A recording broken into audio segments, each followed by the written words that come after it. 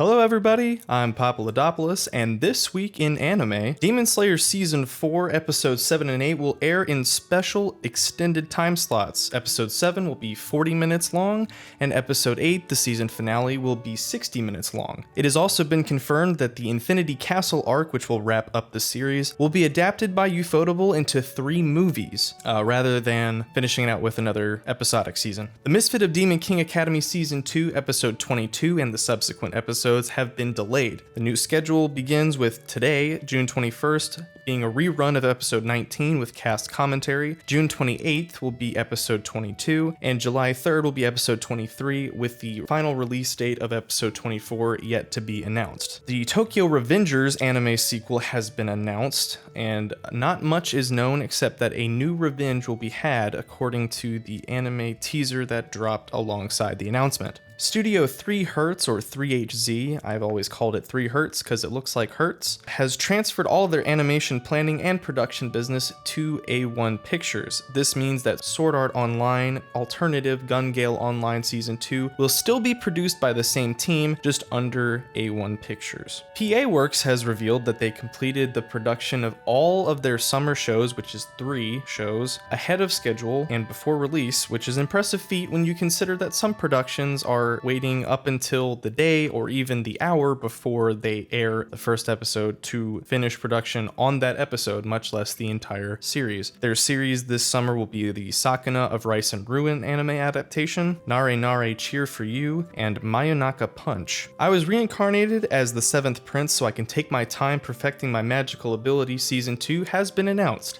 If that's your thing, it wasn't mine, but if it is, only for you. Same deal, Ninja Kamui Season 2 has been announced for some reason on a Business Wire article, which was promptly taken down as well. For those of you who enjoyed Ninja Kamui, all 2 of you. And though it was taken down, it was corroborated by some other news articles this week, so it appears to actually be real. Cool things that were announced. Chainsaw Man and Universal Studio of Japan are having a collaboration in the fall of this year. There will be some Chainsaw Man themed attractions there.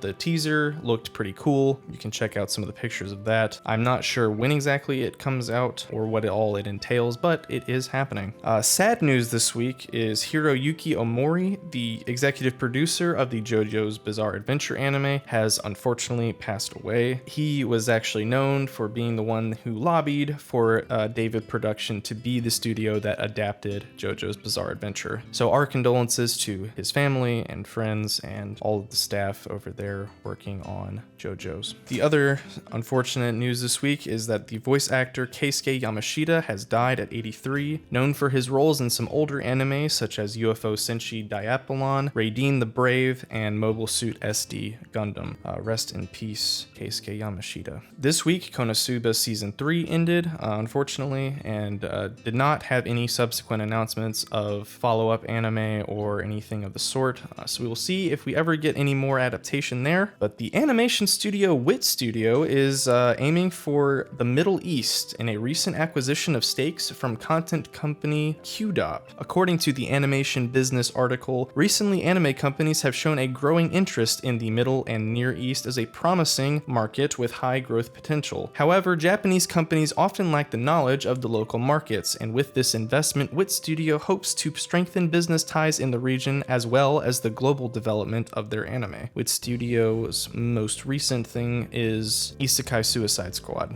The cyber attack that struck Kadokawa last week has resulted in delays for Kadokawa releases, as well as accounting with Nico Nico expected to stay offline for a month or more. You can get more information on that cyber attack and its effects over on Anime News Network, and I will have all of the links to my specific sources in a Google document down below in the description. This week it was announced that there is a new Mirage Queen theatrical anime film that will hit Japanese theaters in the spring of 2025. I personally have not a lot of exposure to the Mirage Queen line line of work, so I'm not sure what all exactly that entails, but it did look really cool. Shueisha has registered a new trademark titled Death Note Killer Within, and it is speculated thus far that this has something to do with the already known collaboration between the Death Note creators and the Stranger Things creators, so something to do with Netflix overall, which, as you all know, is kind of so we'll see how all of that goes. In a nice interview with Cinema Citrus or Kinema Citrus Animation Studio over on Anime News Network this week,